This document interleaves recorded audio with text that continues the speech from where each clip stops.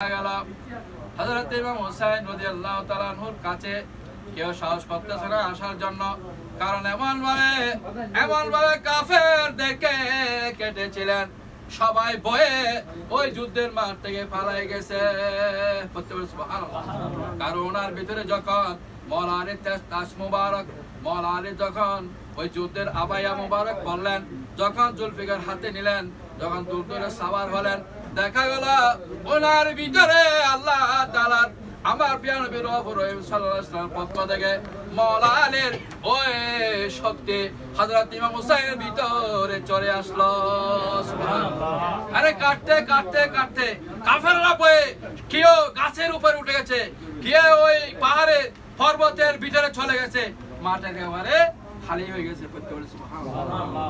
দেখা গেল ওখানে পানি পান করার জন্য নদীতে গেলেন, পানি হাতে নিলেন, পানি হাতে নেওয়ার সাথে সাথে ওনার মনে পড়ল ছোট বাচ্চা আলী আসগর, পানির জন্য আমি গিয়েছিলাম, পানি তো দেয় নাই, বরঞ্চ পানির বদলায় সেল মারে আজর কাজ করে জান নিয়ে গেল। সুবহানাল্লাহ। পানি আর খাই নাই, পানি না খেয়ে ওখান থেকে উঠে গেলেন, উঠে গিয়ে আছে পাহাড়, ওনারা শত্রু দেখতেছে পানি পান করতেছে কিনা, দেখা গেল পান করে নাই, বলতেছে পানি তো খায় নাই, পানি খাইলে আর একটু শক্তি আসতো, কিন্তু পানি পান করে নাই, চলে যাচ্ছে আস্তে আস্তে আবার হামলা শুরু করলো।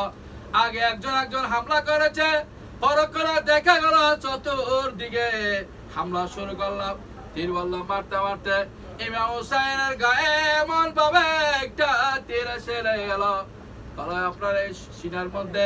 হঠাৎ করে উনি দুলতে সাওয়াতে নিচে পড়ে গেলেন, পড়ে যাওয়ার পরে রক্ত যেতে যেতে নিঃশেষ হয়ে গেল, বেহুশের মতো হয়ে গেল। তখন ওরা একটু আস্তে কাছে এসে সীমা যিনি ছিল উনি কাছে আসলো, এসে দেখতে কোনো লড়াচড়া নেই, কোনো আওয়াজ নেই। তখন উনি এসে প্রথমে ডান হাতটা কেটে বললেন, ডান হাতটা কাটার পরে দেখা গেল হযরত ইমাম হুসাইন রাদিয়াল্লাহু তাআলা বাম হাতটা ওই ব্যক্তিকে ধরলেন, ধরার পরে উনি আবার ওই বাম হাতটা কাটার পরে উনি ওই হযরত ইমাম হুসাইন রাদিয়াল্লাহু তাআলা সেই না মুবারকে বসে গেলেন। সুবহানাল্লাহ। আহমদ মুহাম্মদ নামে মন প্রাণ মধুময়, মন প্রাণ মধুময়, কৌশল আজম মাঝি ভান্ডারে সে মধুর ভান্ডার হয়।